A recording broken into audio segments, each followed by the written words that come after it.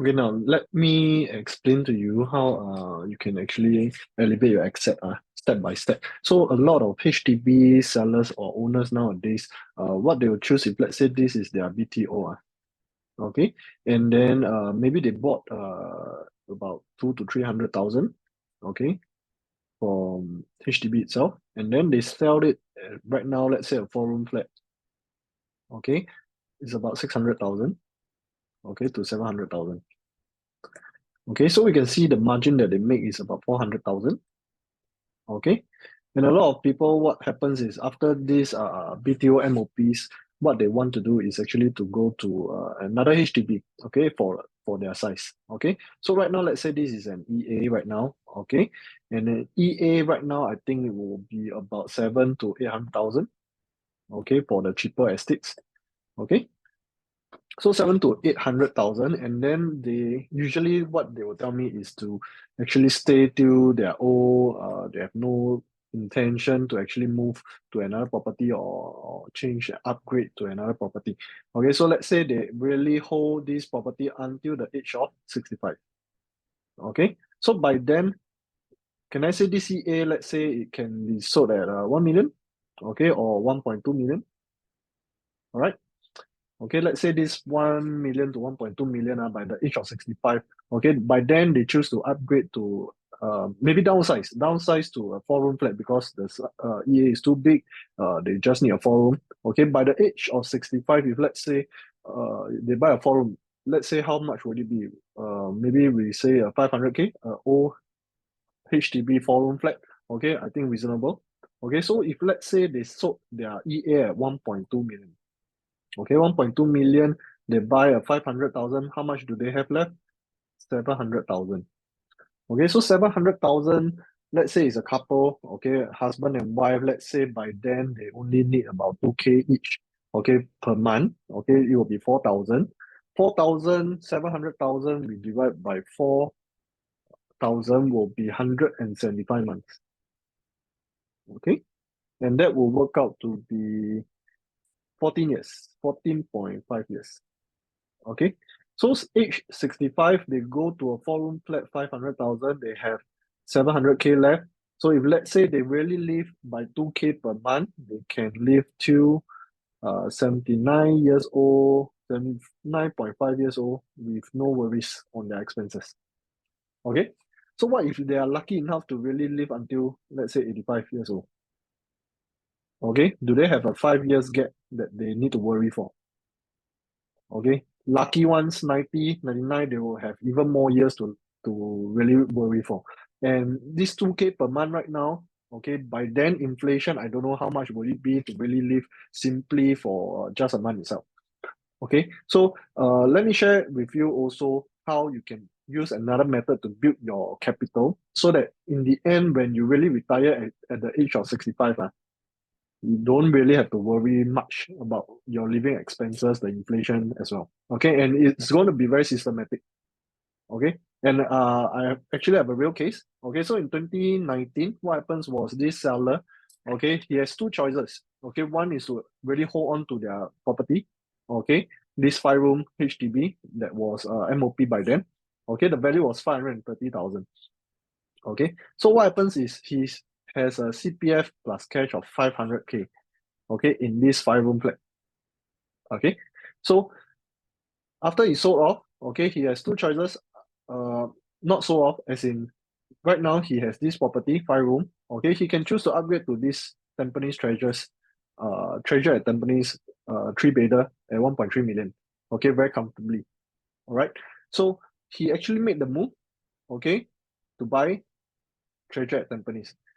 4 years down the road, okay, 4 years down the road, okay, this same 5 room flat that they sold, okay, actually went up by, okay, about 130,000. Okay, 130,000. So if we use 500,000, we add in this 130,000 appreciated in value.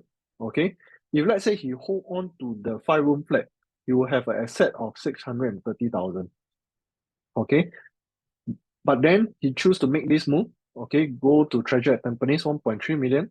Okay, with this 500K asset. Okay, now Okay, the three bedder over there is worth about 1.8 million. Okay, and in total, this 500,000 plus this 500,000 500,000 value appreciating. Okay, he total has a 1 million asset. Okay, 1 million CPF plus cash. Okay, and you can see the disparity from here. Okay, about 370,000. Okay, so in the same number of years, two different decisions can make you two different kinds of capital. Okay, so of course that was when the property appreciates. Okay, if let's say we assume with no speculation, how can you really go and build your capital very systematically? Okay, first, let's say we start off with a 360K capital, okay, at the age of 35. Okay, I think this a lot of youngsters, or I would say a lot of BTO owners, once they sell off their MOP HDB, they usually have 360,000 or even more. Okay, but I just assume okay, this couple only has 360,000. Okay, so at the age of 35, if let's say they buy a 1.3 million property, okay, and then we just wait for 5 years. Okay, this is 5 years. Okay, 5 years, we just assume, okay, the property only appreciate by 80,000. I think it's very fair. Okay, 5 years, only 80,000. Okay, they will actually, if they sell off this property at age 40, they will actually get back a 505,000. Okay, so this proceeds, how do I get that? Okay, okay, so 35 years old, buy 1.3, 40 years old, sell at 1.38. Okay, so you can see the loan. Okay, what happens is by 60 months, okay, 60th month, okay, which is 5 years mark, okay, they have a remaining of 874,000. Okay, so I just minus from here, I get roughly 505,000. Okay, so this is how I get it. Okay, so 5 years later, then they sell. Okay, so they can use this 505,000 to roll another time. Okay, to flip another time. Let's say at the age of 40, now they use this 505,000, they buy a 1.7 million property. Okay, and then they choose to hold for a longer period, let's say 10 years. Okay, so 10 years, just assume the property appreciate by 200K. Okay, is it very speculative? I don't think so. 200K for 10 years, I think is a lot of properties make that. Okay, for the past 10 years, past 20 years, they already have shown this. At least they could make this. Okay, so 1.7 million, they sell at 1.9 million. Okay, the proceeds end up, they will get 1 million. So how do I get that again? Same thing. Okay, I use the calculator. Okay, so at the age of 40, they can only loan for 25 years.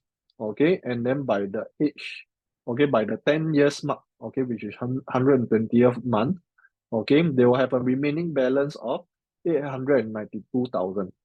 Okay, this is why for 1.9 million, we just minus 892. Okay, we roughly get a 1 million. 1 million proceeds. Okay, so with this 1 million proceeds, they can do another time. Okay, elevate with this 1 million capital. Okay, so by then, the age of 50, I don't think anyone will want to take up a huge loan. So let's say we just take up a 50% loan, okay, which is 1 million, 2 million property. We take up 1 million of loan, and then we use this 1 million to actually purchase this 2 million property. Okay, and then we hold for even longer period, which is 15 years. Okay, now 15 years, I assume, okay, it only appreciated by 500,000. Okay, which is very fair. Okay, so again, using the calculator again, they will actually get 1.94 million, okay, after these 15 years. Okay, why so? Okay, because at loan tenure, okay, same, 25, they are getting a 55% loan only, which is 1.1 million. Okay, so okay, this 80th mark, okay, will be the 15 years mark. Okay, and remaining will be 556,000. So 2.5 million minus 556,000. Okay, roughly they get 1.94. Okay, so for 1.94 million, okay, if let's say for the same couple who only use 4K a month, okay, so how much can they last for? How many months can they last for now? Okay, 194,000 divided by 4K. Okay, that's 485 months. And how many years will that be? That is 40 years. Is this really safer? Is this safer? Okay, I'll feel safe. Okay, if I'm the one retiring at age 65 with a 1.94 million property in my pocket. Okay, if let's say they really use the same 500K to buy a 4-room HDB, okay, they will still have a 1.44 million to use. Okay, to really slowly use for the rest of their lives. Okay, so this is how we really build our capital with no speculations at all. Because all we do is really put our capital, nothing from your own pocket. Okay, let's say you started from a BTO HDB. Okay, and you really use that proceeds from there. You earn about 400,000, but you only use that 360,000 to really start building at the age of 35. Okay, this is how you can really elevate. Okay, elevate up. Okay, your capital. Okay, of course, how we do it is really there are a lot of ways that we can do it. There are a lot of properties that you want to choose, but the most crucial thing is we want to go up like that. Okay, we don't want to go up and then choose a property that might go down and then go up again, then go down again. Then we might waste a lot of time in between during the downturn.